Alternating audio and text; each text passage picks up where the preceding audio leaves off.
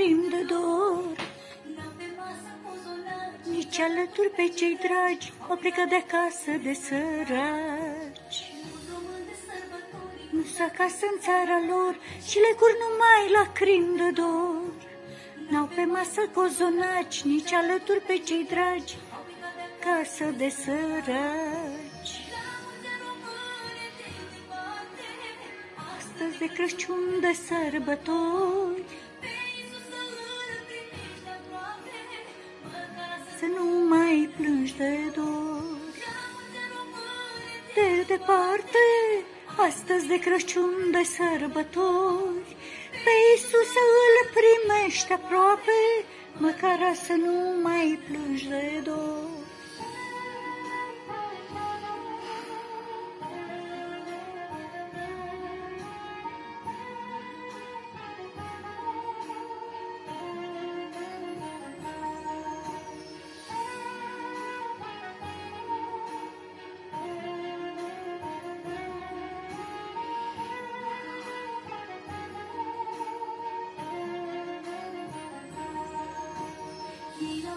Au primit copilaș cu un colind, nu nici brăduț împodobit.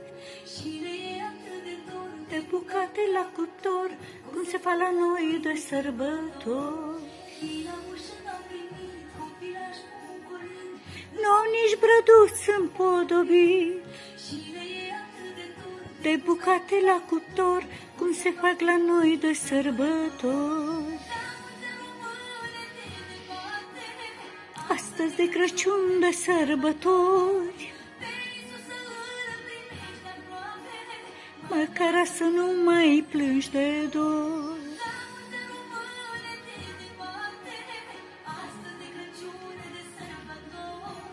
Pe Iisus îl primești aproape, măcar să nu mai plângi de dor.